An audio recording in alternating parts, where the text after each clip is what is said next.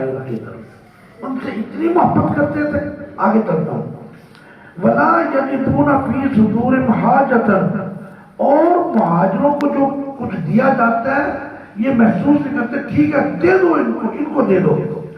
وَيُؤْثِرُونَ عَلَىٰ أَنفُسِهِمْ وَلَوْ كَانَ بِهِمْ خَصَاصَةٌ، اپنی بنسبت مہاجرین کو ترجیح دیتے ہیں. اگر خود ضرورت ہے تو اپنی ضرورت پوری نہیں کرتے، اپنی ضرورت پوری نہیں کرتے، دوسرے کو دے دیتے، کہتے ہیں اس کو دے دو اس کو دے دو. آئیے ذرا اس آیت کی شان نزول میں ایک واقعہ ہے. وہ واقعہ آپ نے سب نے سنا ہوگا، لیکن اس کی معنویت کے اوپر اس کے پیچھے ایک چیز چھپی ہوئی ہے.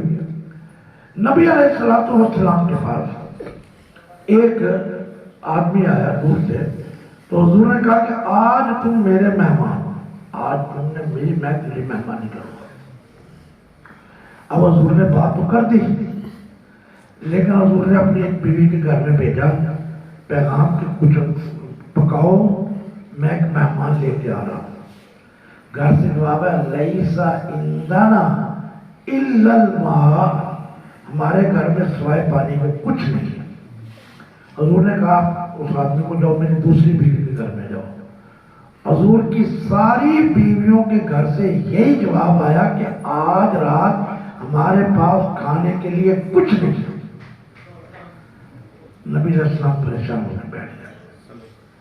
پھر آپ نے صحابہ سے کہا، فرمایا صحابیوں کیا تم میں سے کوئی آدمی ایسا ہے جو آج رسول اللہ کے مہمان کو اپنے گھر میں لے جائے اور اس کی مہمانی کرے؟ ایک صحابی ابو طلحہ تھا، کہنے لگا چلو میں آپ کے مہمان کو لے جاتا ہوں. چنانچہ وہ لے گئے. جا کے بیوی کہتے ہیں میں رسول اللہ کا مہمان لے کے آیا ہوں آج. تو گھر میں کچھ ہے؟ کہتی نہ تیرے لیے کچھ ہے نہ میرے لیے کچھ ہے. پھر کس لیے؟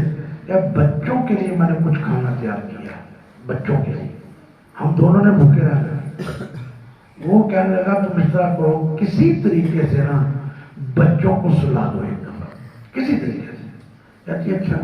اس نے بچوں کو سلا دیا اور کھانا لے کے بیٹھ گیا. اس نے کہا اپنی بیوی کو کہ جب کھانا کھانا شروع کریں گے نا تو تم جو دیا ہے اس کو بجھا دینا. چنانچہ اس نے دیا بجھا دیا. اب کیا کیا؟ اب وہ ابو طلحہ ویسے منہ لاتا رہا اور مہمان کو کھلا دیا. اب بچے بھی بھوکے، ابو طلحہ بھی بھوکا، بیوی بھی بھوکی. یعنی کہ اپنے کھانے کے اوپر رسول اللہ کے مہمان کو ترجیح دے. ہم نہیں کر سکتے. یہ میں نے کہا نا یہ وہ درجے ہیں، یہ درجہ بلند ملا جس کو مل گیا. صبح ہوئی، بعد روایت میں آتا ہے کہ جب ہوئے تو نبی جب یہ ابو طلحہ گئے تو حضور اس کو دیکھ کے نا مسکرانا شروع ہو گیا. تو پوچھا یا رسول اللہ آپ مسکرا رہے ہیں؟ میں نہیں، آسمان پہ عرش والا بھی مسکرا رہا تھا. رات جو تم نے کام کیا ہے، پھر آیت آ گئی تیرے لیے وَيُؤْثِرُونَ عَلَىٰ أَنفُسِهِمْ وَلَوْ كَانَ بِهِمْ خَصَاصَةٌ. خود بھوک لگی ہوتی ہے تو دوسروں کو کھلا دے. اب سنیں، اب انصار نے کیا کیا؟ جب مہاجر مدینہ میں آ گئے، کچھ بھی نہیں ہے، ٹوٹے پھوٹے مکان وہاں چھوڑا ہے، گھر بار چھوڑا ہے، کچھ بھی نہیں تھا، خالی ہاتھ آئے. تو انصار آ گیا حضور کے پاس، کہنے لگے یا رسول اللہ آپ اس طرح کریں، ہمارے گھروں کو، ہمارے باغ کھجوروں کے باغ تھے اور انگوروں کے باغ تھے. انگوروں کے باغ اب بھی ہیں. اگر آپ قباء جائیں، قباء سے 6 کلومیٹر آگے چلے جائیں تو وہاں آج بھی، آج سے 4 سال پہلے تک تو انگوروں کے باغ تھے.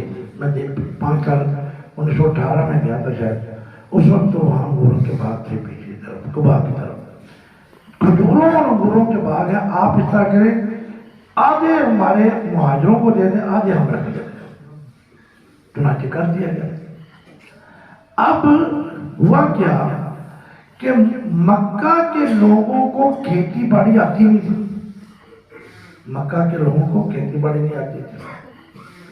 اب کیا ہوا؟ کیونکہ مکہ میں کھیتی باڑی ہے ہی نہیں تھی، مدینہ میں کھیتی باڑی. اب سنیں کیا ہوتا ہے.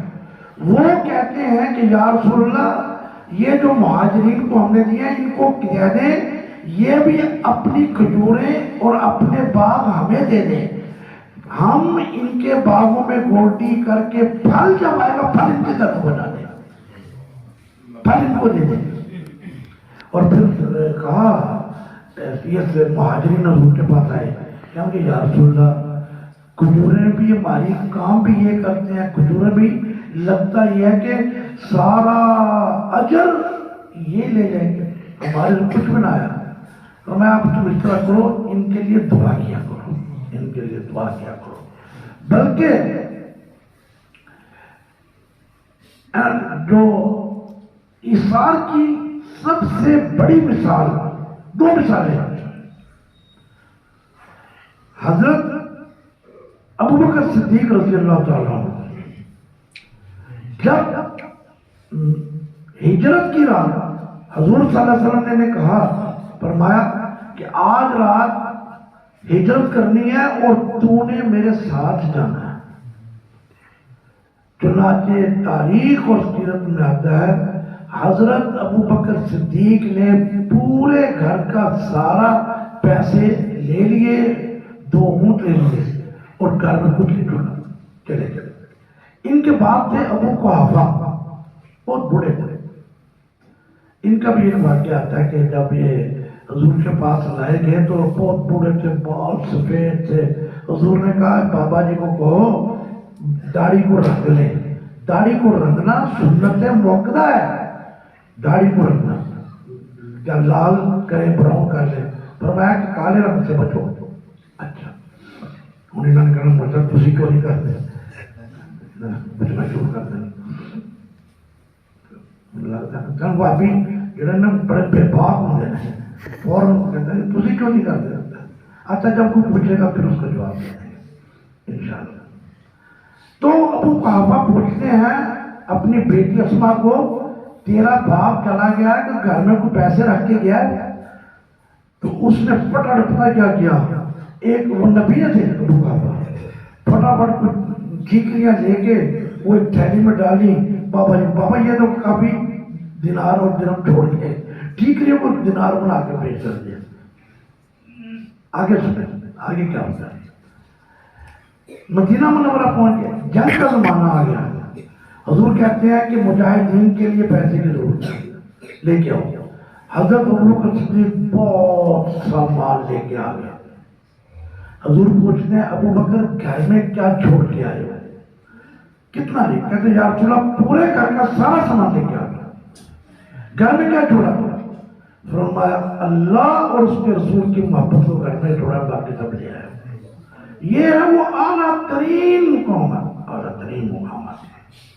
وَيُؤْثِرُونَ عَلَىٰ, اچھا اس کی ایک بہترین مثال جو دنیا کی تاریخ میں شاید نہ ملتی ہو, وہ ہے حضرت عائشہ صدیقہ رضی اللہ تعالیٰ عنہ کی مثال.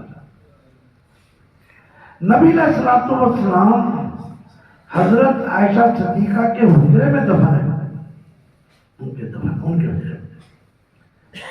اچھا اس حجرے میں کہتے ہیں کہ صرف 3 آدمی ہی دفن ہو سکتے. چھوٹا حجرہ تھا, بتائیے آپ لوگوں کو, تاریخ میں سیرت میں پڑھا ہوگا, بہت چھوٹا تھا. اچھا پھر حضرت ابوبکر صدیق فوت ہو گئے تو ان کو بھی حضرت عائشہ کے حجرے میں دفن کر دیا گیا. حضرت عائشہ کہتے ہیں کہ تیسری جگہ میں نے رکھی اپنے لیے, جب میں فوت ہوں گی میں اپنے خامن نبی علیہ السلام کے ساتھ میں نے دفن ہونا, کیونکہ میرے حجرہ تو میں نے دفن ہونا ہے, کہ میں نے اپنے خامن کے ساتھ والی جگہ میں دفن ہونا ہے. کہتے ہیں یہ بہت متبرک جگہ ہے, میرے اللہ کے نبی دفن ہے, ساتھ میرا باپ دفن ہے, میں نے ادھر دفن ہونا ہے. اب ذرا دیکھیں ہوتا کیا. حضرت عمر فاروق کو رضی اللہ تعالیٰ خنجر لگتے ہیں, تو اب یہ کہتے ہیں کہ کاش میری قبر حضور کے ساتھ بن جائے. انہوں نے اپنے بیٹے عبداللہ بن عمر کو عائشہ کے پاس بھیجا, جا کے ان کو سلام کہو کہ عمر کی خواہش ہے کہ میں ادھر دفن ہوں. عائشہ کہتی ہیں کہ یہ جگہ تو میں نے اپنے لیے رکھی تھی، لیکن عمر نے مان لیا ہے، جاؤ میں ایثار کرتے ہوئے، قربان کرتے ہوئے یہ جگہ عمر کو دے دیں۔ حضرت عمر کو مل گئی جگہ۔ اب حضرت عمر فاروق رضی اللہ تعالیٰ عنہ کیا کہتے لگتا یہ ہے، حضرت عمر کا دبدبہ تھا نا، امیر المومنین تھے نا، ٹور تھی، حکومت تھی، وہ کہنے لگے اپنے بیٹے کو کہ اجازت مل گئی ہے کہ نہیں، جب میں مر جاؤں پھر تمہارا لینا اجازت۔ ہو سکتا ہے اس نے میرے دبدبے کی وجہ سے، میری حکومت کی وجہ سے کہ عمر حاکم ہے، زبردست ہے، جب میں مر جاؤں دوبارہ اجازت مانگنا کہ اب بتاؤ کہ میرا باپ جہاں دفن ہو جائے۔ ان کے میں نے ایک دفعہ دے دیا، اب بھی دے دی۔ ہمارے ہاں تو قبرستان میں کوئی جگہ مالک زندہ نہیں اور اتنی بڑی قربانی کو دے سکتا ہے۔ یہ جو ایثار ہے نا، ایثار صدقہ و خیرات بہت بڑی چیز ہے۔ میں نے شاید آپ کو پہلے بھی ایک دفعہ بتایا تھا کہ مجھے ایک آدمی نے واقعہ بتایا کہ میں اپنے گھر کی چھت کے اوپر چڑھا ہوا تھا، تو میں کوئی کام کر رہا تھا، میں نے دیکھا سامنے ایک مزدور ہے، وہ مزدوری کر رہا ہے۔ میں 2-3 مرتبہ اوپر نیچے گیا، وہ مزدوری کر رہا ہے۔ پھر میں 12-1 بجے اوپر گیا تو وہ گرمیوں کے دن تھے، وہ مزدور بیٹھا ہوا تھا، پانی رکھا تھا، اس نے اپنے رومال میں سے روٹیاں نکالی۔ میں نے کہا کہ دیکھا 4-5 روٹیاں، 2 روٹیاں ٹوٹل، 2 روٹیاں نکالی اور کچھ سالن تھا، وہ کھانے لگا۔ جب وہ کھانے لگا، مکان بن رہا تھا، ایک کتا قریب آ گیا، اس نے 1 روٹی کتے کو کھلا دی، 1 کھا دیا۔ میں نے کہا یار یہ مزدور دنیا کے بڑے بڑے امراء سے زیادہ امیر ہے، دنیا کے بڑے بڑے امراء سے یہ مزدور زیادہ امیر ہے۔ آگے چلے، ذرا بات کو آگے لے چلتے ہیں کہ جنگ ہو رہی ہے، جنگ یرموک ہو رہی ہے، جنگ یرموک۔ تو صحابی بیان کرتے ہیں کہ ایک سپاہی وہ کرا رہا تھا، پانی مانگ رہا تھا، تو میرے پاس پانی تھا، میں اس کے پاس پانی لے کر گیا۔ جب میں پانی دیا تو ساتھ کسی اور نے کہا ماں پانی، اس نے مجھے کہا کہ یہ پانی مجھے نہ دوست کو دے دو۔ میں اس کے پاس پانی لے کے گیا، جب میں اس کے پاس لے کے گیا، تینوں کے نام بھی آتے ہیں، سہیل، عمر، تینوں کے نام آتے ہیں۔ جب میں اس کے پاس گیا تو پھر ایک اور آدمی کہنے لگا پانی، اس نے کہا ادھر لے جاؤ۔ جب میں اس کے پاس لے کے گیا، میرے جانے سے پہلے وہ مر گیا۔ میں نے کہا چلو دوڑ کے اس کو پلاتا ہوں، یار یہ بھی مر گیا، وہ تینوں نے موت قبول کر دی اور ایثار کی اعلیٰ ترین ایک تاریخ رقم کر کے چلے گئے۔ یہ وہ درجے ہیں، جس طرح میں نے کہا نا، دعا کا ایک اعلیٰ ترین درجہ ہوتا ہے، دعا کا ایک اعلیٰ ترین درجہ۔ اور چنانچہ اب آتے ہیں، چوتھا سپارہ شروع کر دیتے ہیں۔ چوتھے سپارہ شروع ہوتا ہے، اللہ تعالیٰ فرماتے ہیں لن تنالوا البر حتی تنفقوا مما تحبون۔